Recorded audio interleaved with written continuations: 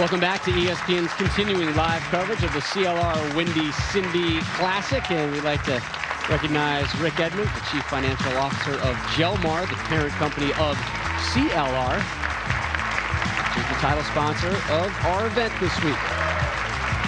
Tomorrow night, somebody's Miami Dolphins are still winless. Is it going to continue in Pittsburgh? The Finns and the Steelers would have been a great matchup in the 70s, maybe even the 80s. But what has happened with Miami? Break it down for me, Randy. Well, Rob, there seems to be a personnel issue, and okay, they stink. They stink. They still look good, though, in the teal and white with a little hint of orange. My son still wants a Dolphins cap for Christmas. Well, we got some orange right here in Angelo. He's sporting some Dolphin colors. And some bear colors. And some stripe colors.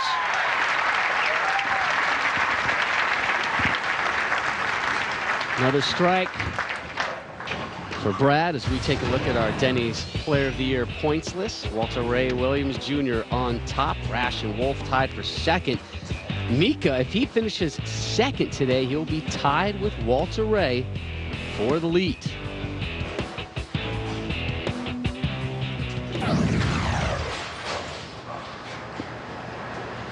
Angelo with 4 consecutive strikes, looking for a 5-bagger, already holding on to a 34-pin lead.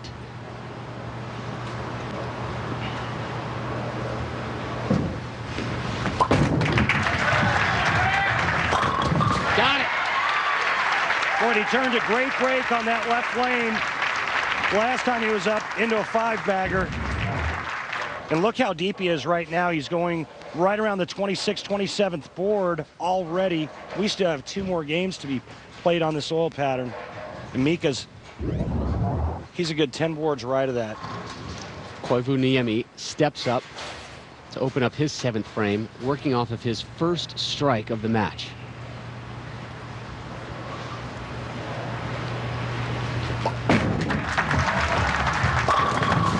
I stand erected. Mika's a good 20 boards right of that, because that ball was right over the first arrow. That was the best toss we've seen from him today.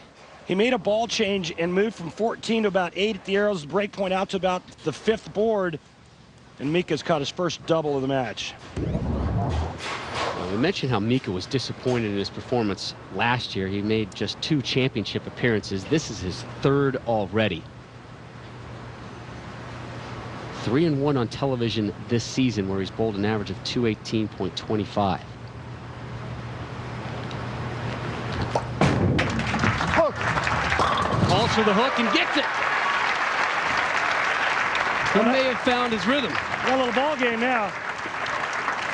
Brad Angelo right now, he's thinking, well, Mika's found a little zone out there. He's got a 3-bagger, and now it's a ball game. 24 pins is not a lot to make up, especially when you're working on strikes. Mika's got a 3-bagger, although Brad Angelo working on 5 in a row. So Angelo working on a 6-bagger. I don't believe a 6-bagger has a term. And my friend Jerry Breitinger from Pennsylvania told me what a turkey is. It's up to him to email me this week to tell me a nickname for a 6-bagger. Big responsibility. Now he's got 6. Man. How much longer can he keep this up? Well, you know, that's the thing. I mean, he's playing so deep, and eventually there's just going to be too much angle. Right now, his pin carry is fabulous, and that's why he's got 6 in a row.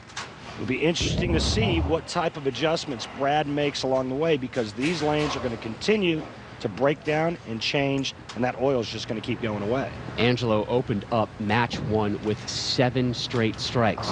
He's looking for another 7 for right here in match 2.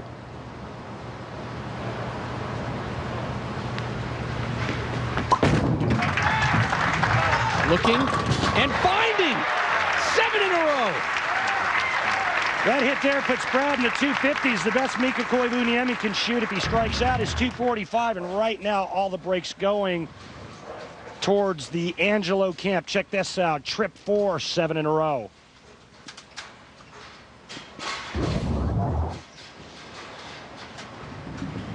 He's telling us sitting in that chair is one of the most uncomfortable things for his back right now. But probably feels a little bit better when he had a 44-point lead on the Big Fin. Well, right now, Mika's saying, why didn't I make this move sooner? He went light, high, left a weak 10, went high again, and then made the move. Couple frames too late. 4 consecutive strikes right now for Mika.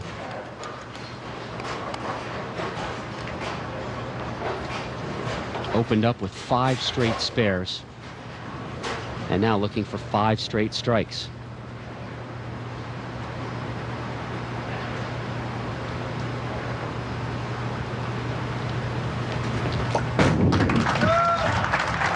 Yes!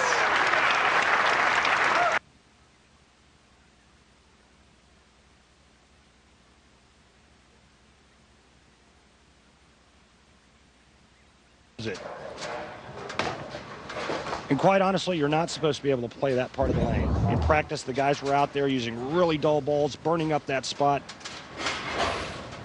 But I think the only way you can play out there is going really straight, and you have to loft it to clear the front part of the lane.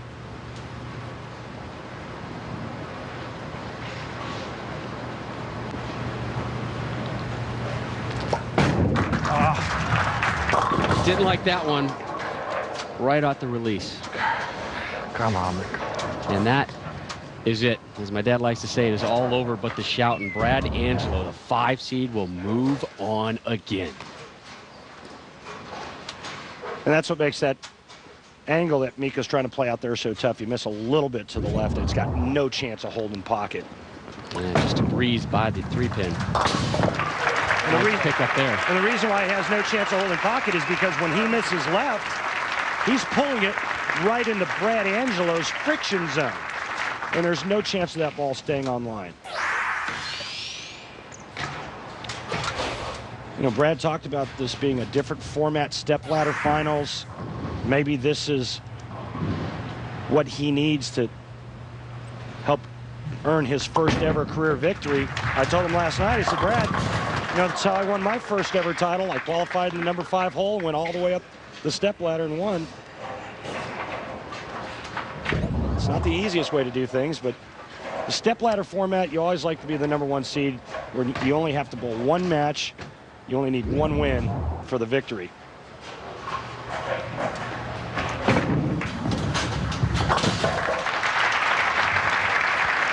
Angelo takes care of that, taking care of Jose Miami, who will stay stuck on 1 win this season. So we have still not seen a twofer titleist this season on the Denny's Tour.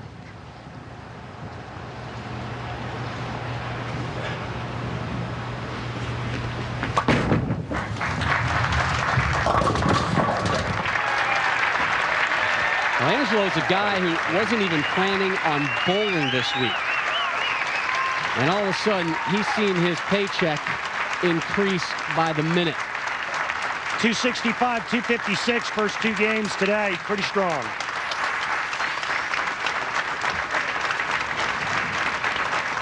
So up next for Brad Angelo, Chris Barnes, the 8-time titleist. He's advanced to the finals for the 3rd consecutive week, but he's still searching for title number 1 this season.